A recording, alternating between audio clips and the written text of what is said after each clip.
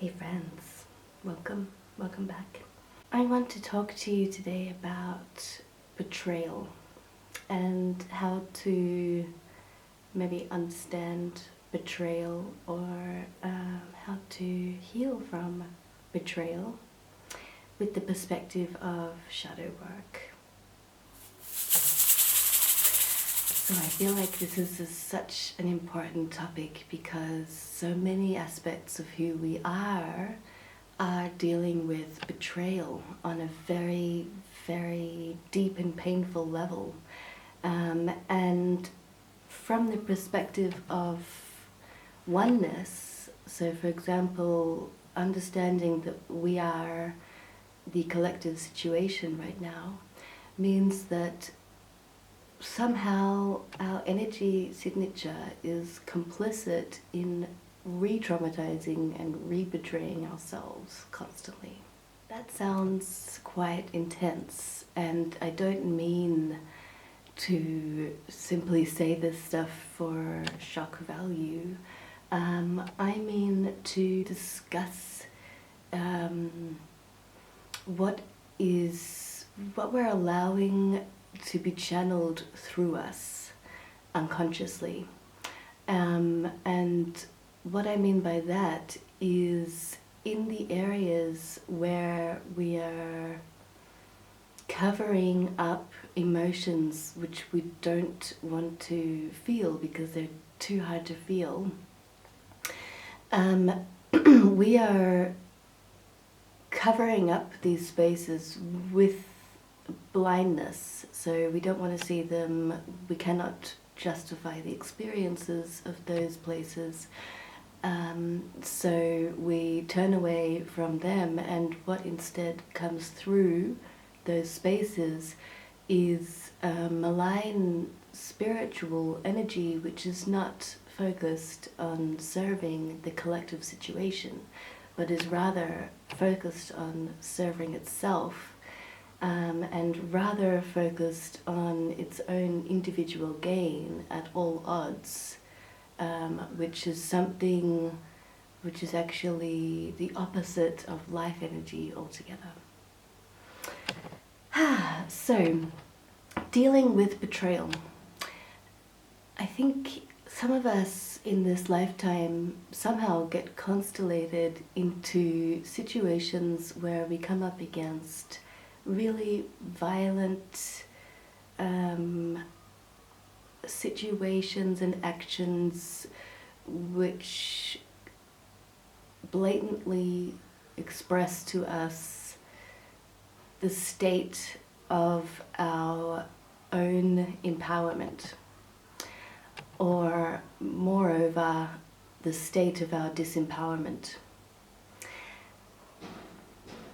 What I believe that this is it's kind of showing us blatantly exactly where our disempowerment is and exactly where our energetic hook is into being a match to situations which constantly take our power away from us.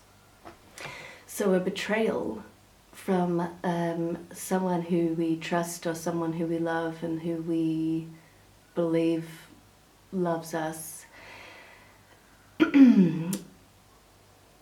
comes at a real shock, but if we kind of are able to sit with someone and speak about what we've actually gone through, we might realize that in all the instances leading up to that very intense betrayal, of where the final last violent action was made, that actually we were complicit in a relationship which was constantly agreeing to our disempowerment. And I do not mean to say that we have any capacity to be in anything other than that situation, because a lot of us come from long lines of learning to learning that disempowerment is a simple fact of existence, and not actually knowing that there is anything other than to not feel the essence of life supporting us, which we would call like the devastating lack matrix, and being kind of born into an existence of struggling for survival, which way too many humans experience still on the planet this day. So we can really think that that is reality, to be living on that plane, and we can really be thinking that that's reality and like to be worth what we're experiencing at that level. So many of us can get stuck in actually agreeing that our worth is to be undervalued, or our worth is to be abused. We are silenced, we are laughed at, we are humiliated, we are treated with disgust, we have things stolen from us. Our physical bodies, our spiritual bodies, our emotional bodies, and our realities is totally blasted and walked all over. And that is apparently something which many of us have been born into, assuming to be our reality, and assuming to have to be okay with that. Because I guess we aren't really given the tools and the support or the discussion that changing our realities is possible, bit by bit. So if you have someone who has dealt with betrayal in your lifetime, I want to first of all say that I am so deeply sorry that these experiences have come to you in this lifetime.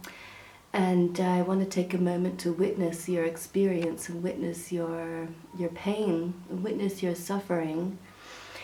And I want to witness your pain and suffering not as a burden which you have to carry alone, but as a value, wisdom, and potency of experience, which we can now hold in community here as the gold within you, which will always be able to tell you your personal worth, your, like, it can become a inner compass system about your self-care and how you're going to treat yourself in future, and how you will then show the world how to treat you in future.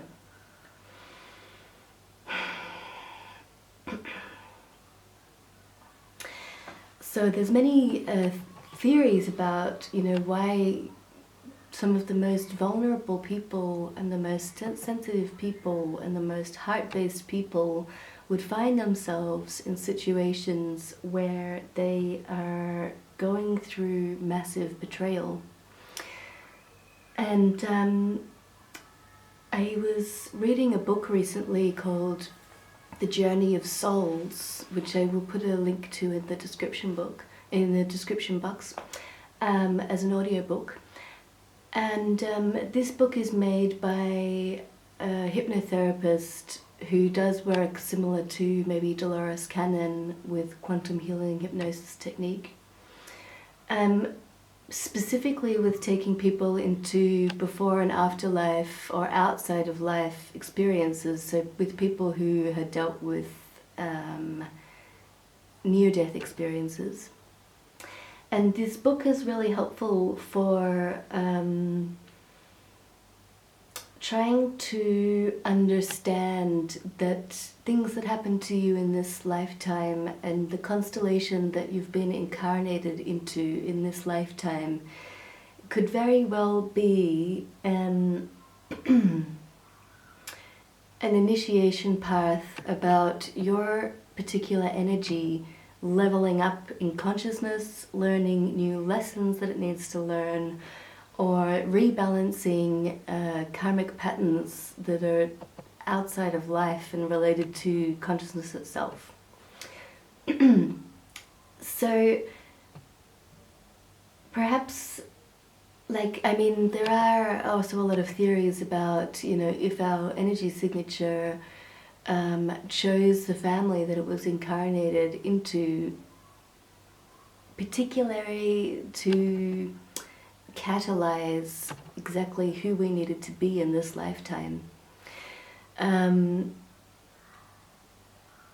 So without wanting to reason away anyone's experience or betrayal or anyone's kind of experience of scarcity or any minority's experience of unjust life situations, scarcity.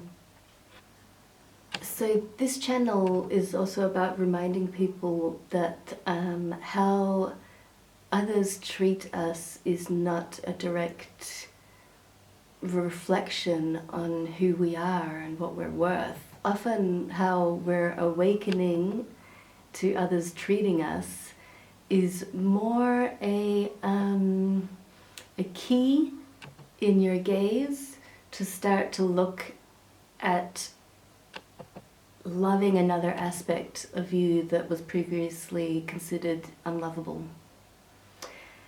How can I explain that? How can I break that down? How other people treat us is a reflection of their consciousness. Yes.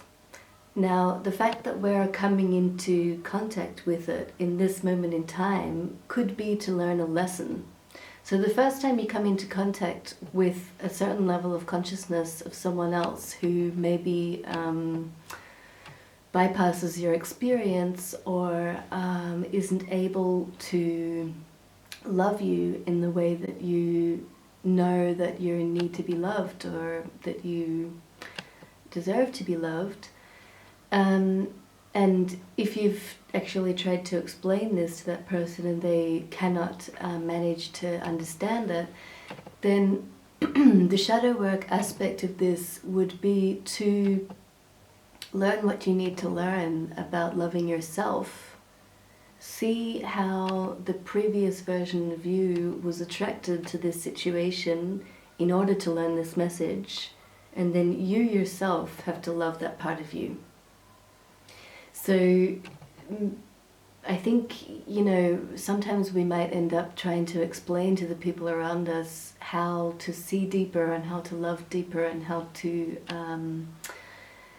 do the work that they need to do, but many times, how can we tell somebody what they're meant to do, and how can we know what they need to do, really, because their path is their path. Our responsibility is seeing why we're attracted to that, why we met this energy right now in our life, and what we can do to deepen our own space-holding capabilities. By space-holding capabilities, I mean to discuss the importance of the witness, inner witness in our experience. So I don't necessarily want to only hold space for a kind of shadow work, which is about telling us not to get pissed off with other people because we are as bad as them. That's not the kind of shadow work I'm here to do. I'm here to do the kind of shadow work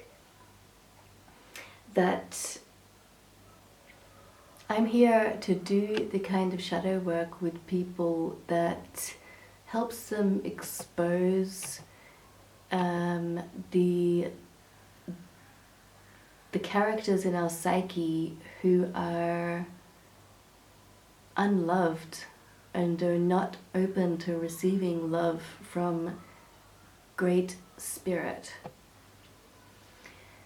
So, usually many people start shadow work and they think it's about self-censoring their own voice so as not to project on other people. And yeah, that's definitely part of it. But I think it's so much deeper than that, because many times, like, how can we tell somebody what they're meant to do? Really, because their path is their path. Our responsibility is seeing why we're attracted to this energy in order to learn what you need to learn about loving yourself. So I think the problem is that we think we have to self-censor. There might be, there are many people in this world who should be doing shadow work as self-censorship, but usually the people who come to me to do work with me, or the people who are drawn with the sensitivity to seek my companionship, are not really the ones who need to be doing that. They're more the ones who need to stop self-censoring themselves. So you can find more information in this if you look up the golden shadow. Where I am perceiving that I have to fight really is also an exercise wanting me to fast track to my own power. Because as soon as we want to fight against something, improve something, improve something, improve something, improve something, improve something, it's like we're going into this fight just to feel our own power.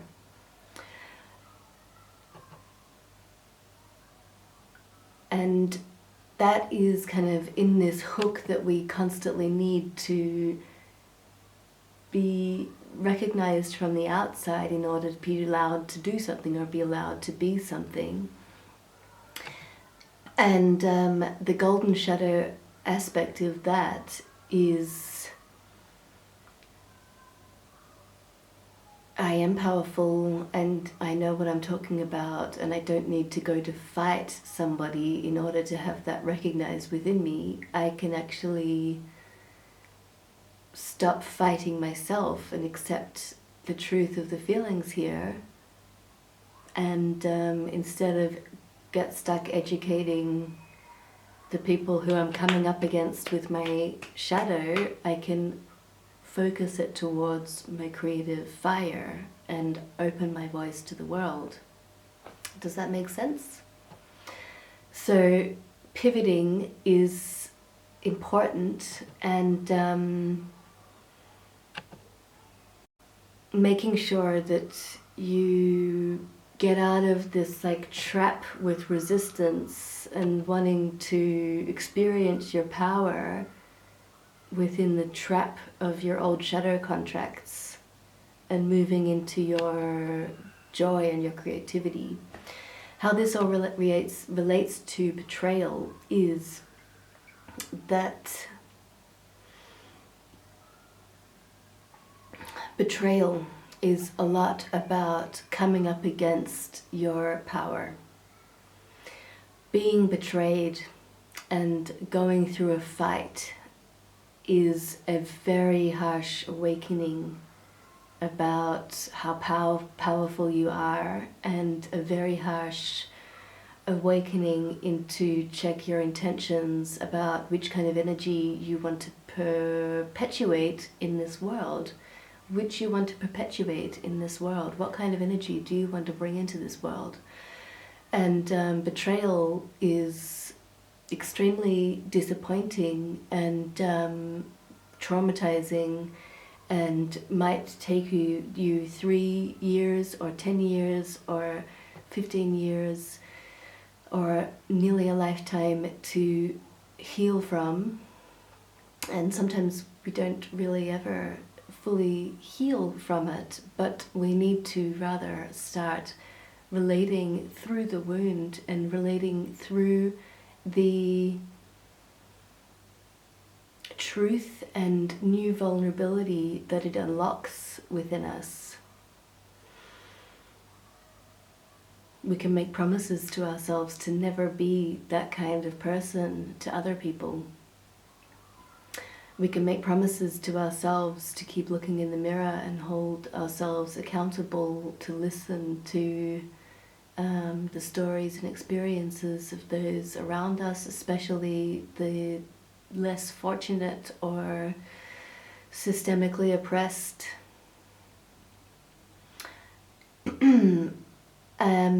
Because what is channeling through people when they are betraying others is a very dark spiritual entity which is coming through the collective of our species, and we need to be aware of it. So like it will happen that people will be betrayed more and more as we all awaken, because this energy is starting to really grasp at straws.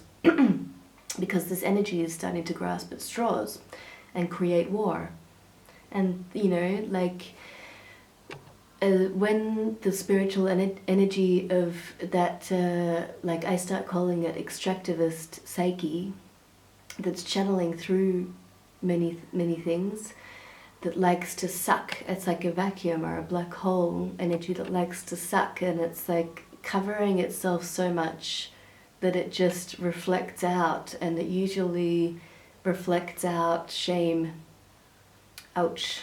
Because shame is the lowest on the emotional vibration spiral, and shame is like not even really an emotion. Shame is the actual splitting of consciousness. So shame is the actual traumatization that happens when we experience a split that we cannot hold in our bodies or hold in our spirit. And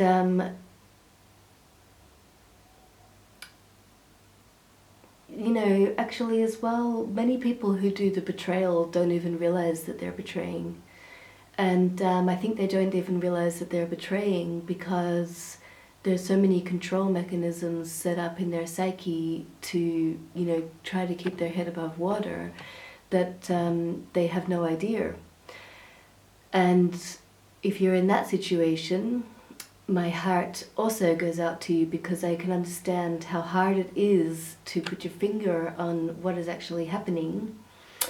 And also it can be very slick, the control mechanisms of group psyche in maintaining that illusion of control when there's actually like gaslighting and denial happening, and betrayal, causing shame in the person's psyche who's aware of it.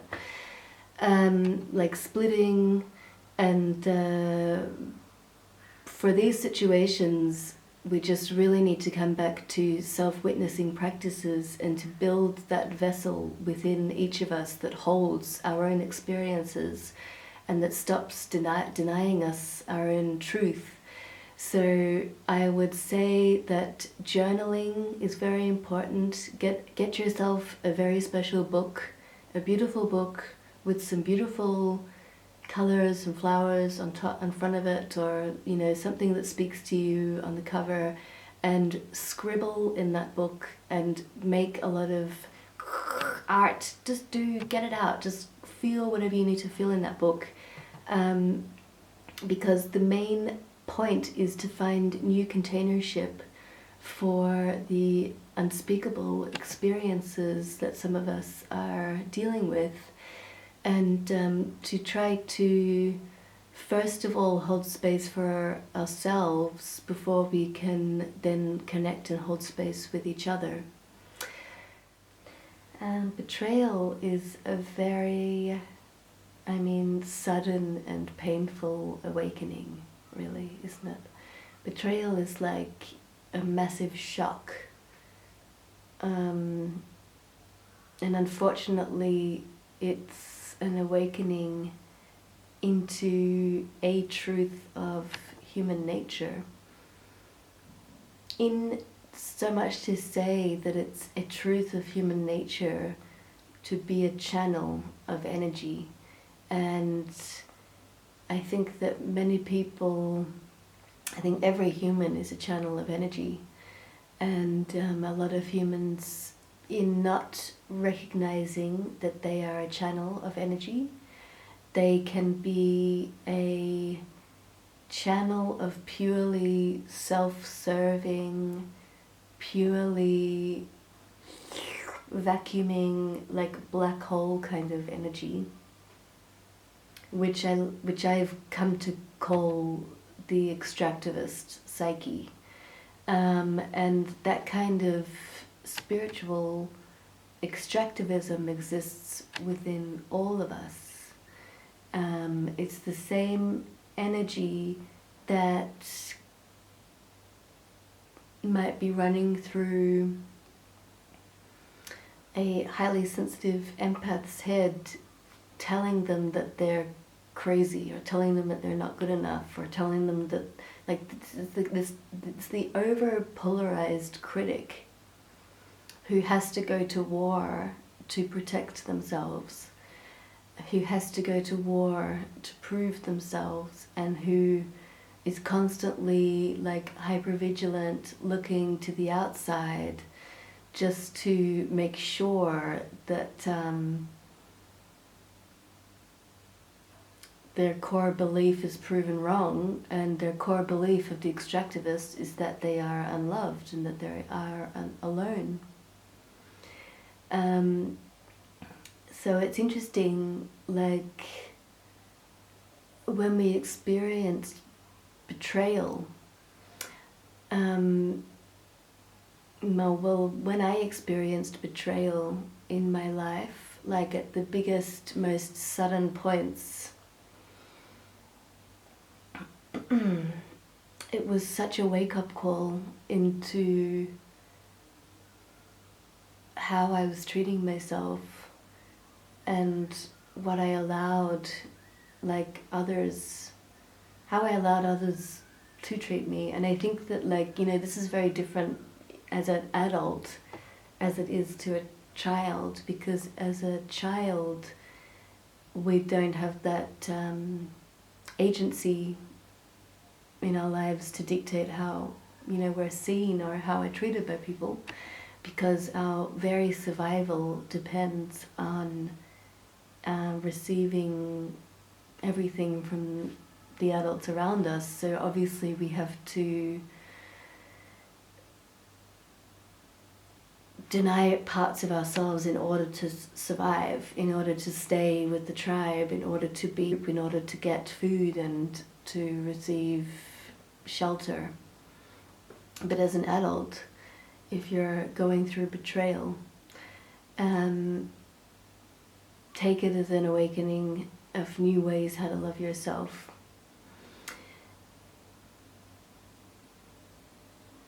So there's a practice that I'm doing every morning these days, which is, as soon as you drift into waking state and you're still kind of holding on to your dreams, invite Great Spirit in first.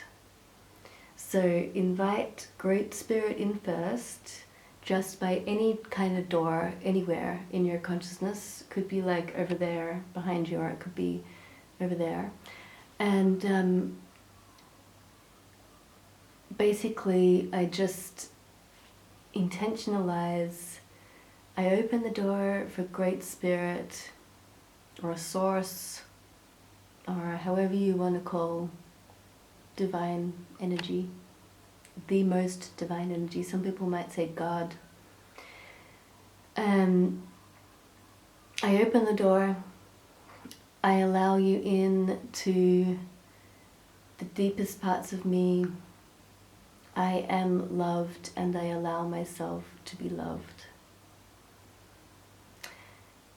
And what this does at a very deep level in your energy is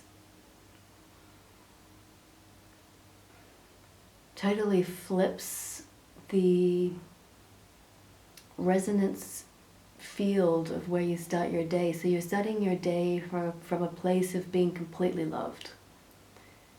So the most unloved parts of you have accepted Great Spirit.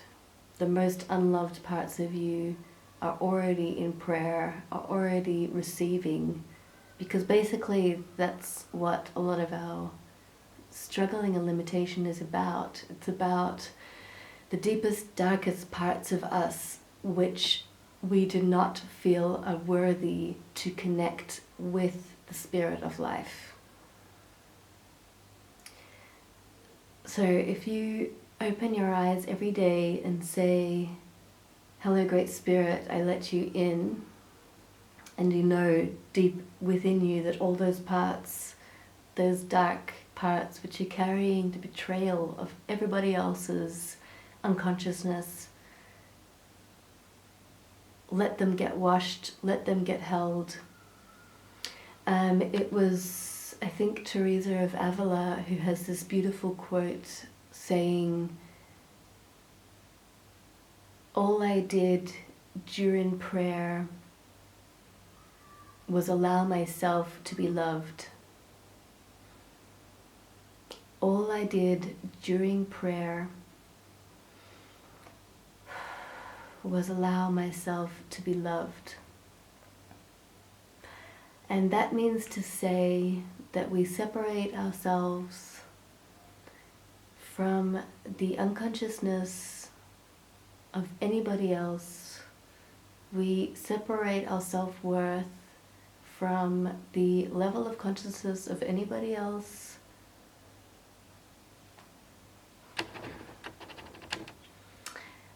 We totally turn away from allowing the blind spots of others to attack us and hurt us. And we also are, with that practice, allowing Great Spirit in to wash all the parts of the collective shadow which we are carrying. Because odds are, if you're going through a betrayal and the people or the body that has betrayed you is kind of in like a massive ego trip, or if they're celebrating the fact that they've betrayed you or laughing at you or something like this, like if it's a bullying situation, then odds are that you are carrying all of their collective shadow.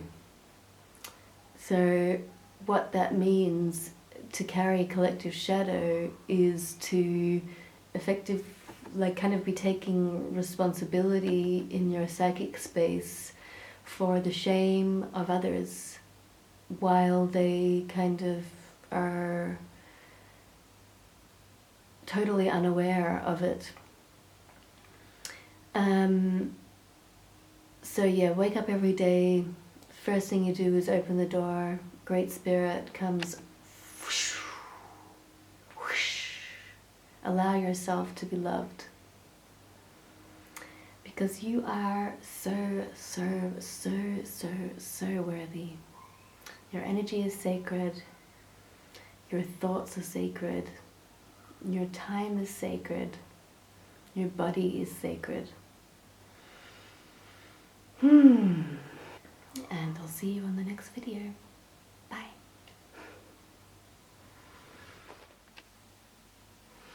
So also what we're talking about with experiencing something like betrayal and severe disappointment, or having an abrupt change to your relational cord network, which is basically what it is, right? Because we trust and we have relationships with entities or humans or situations which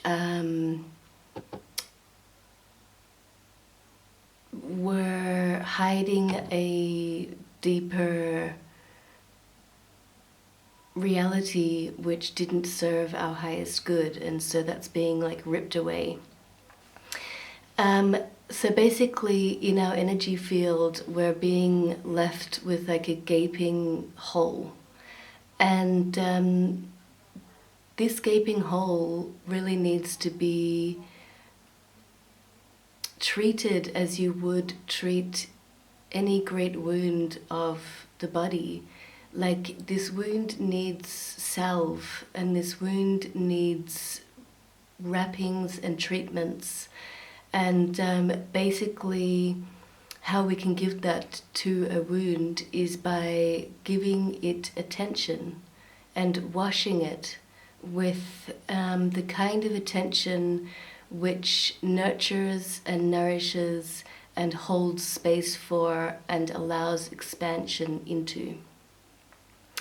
So basically because basically we're going into the wound and we're traveling into this space in as if it is a whole nother world, and we're embalming the whole environment. So we're embalming the space of the interior of the wound, and we're kind of treating this space as if it's like an intermediary space towards a passageway or a portal. And in this way, we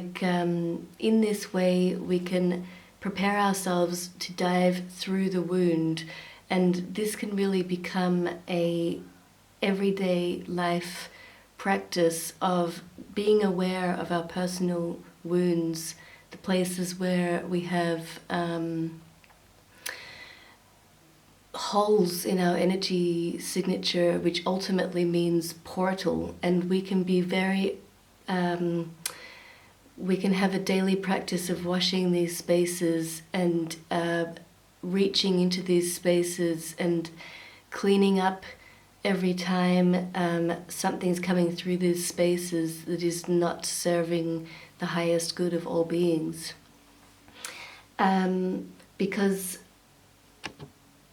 after going through deep betrayal, or after going through intense psychic suffering and being aware that we are going through intense psychic suffering, why would we want to perpetuate that kind of pain for anybody else?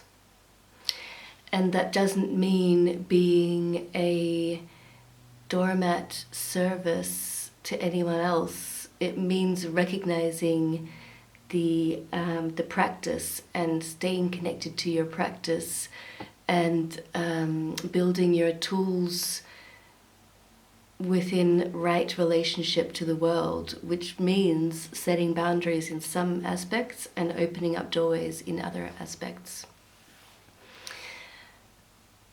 I think that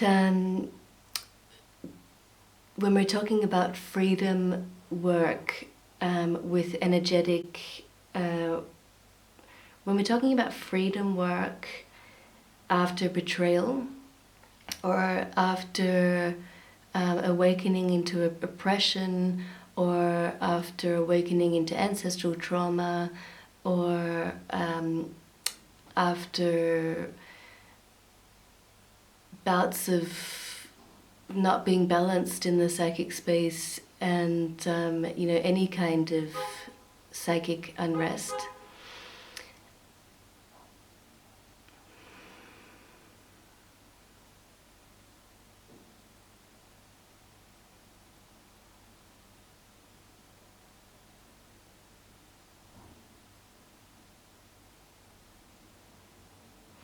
We come to the perspective of how does the wound open up into freedom?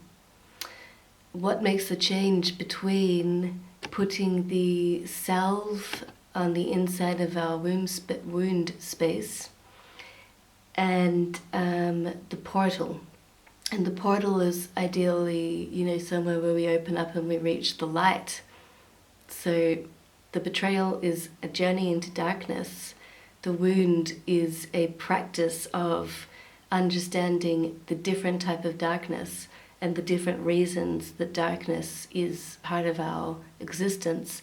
And then we also want to get to a space at some point which allows us to experience the light again, and to wash everything through our bodies with light, waterfalls of light.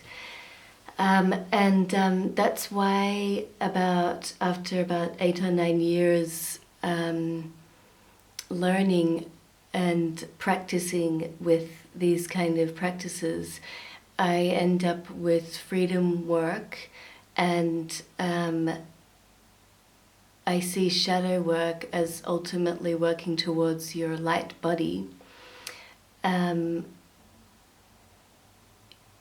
Comes with understanding your worthiness to receive peace and joy and be in a state of safety.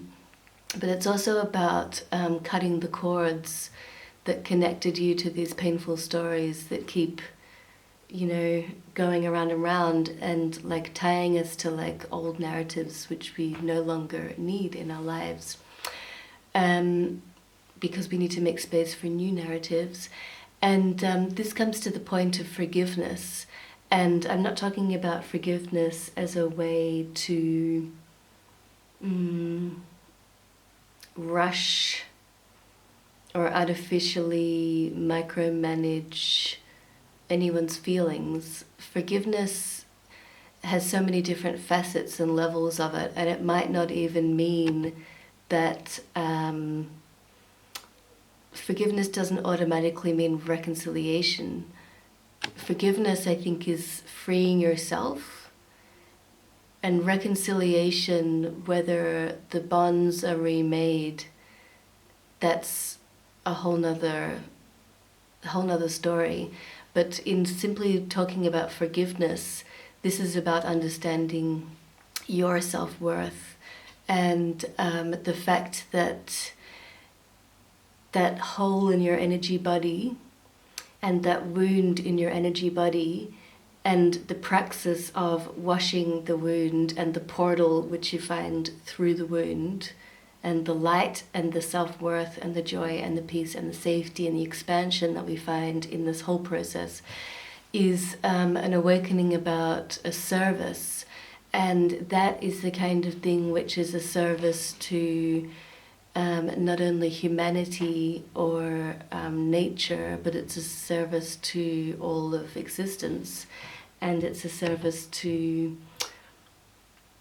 reality itself, outside of, like, it's a service to multi-reality itself. It's a service to inner worlds, it's a service to the other.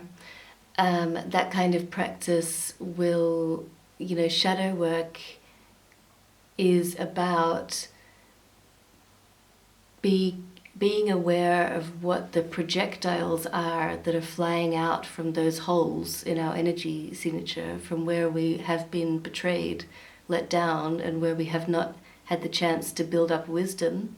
And instead of sending projectiles out into the world from our woundedness, we want to be deepening this space and being able to get to a place of respecting the soul of the other.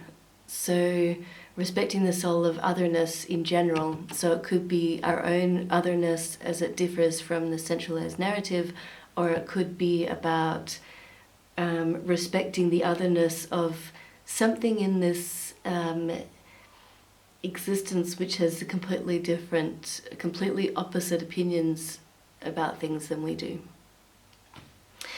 So I mentioned a little bit there that going through the wound and washing the wound and treating the wound as a portal is about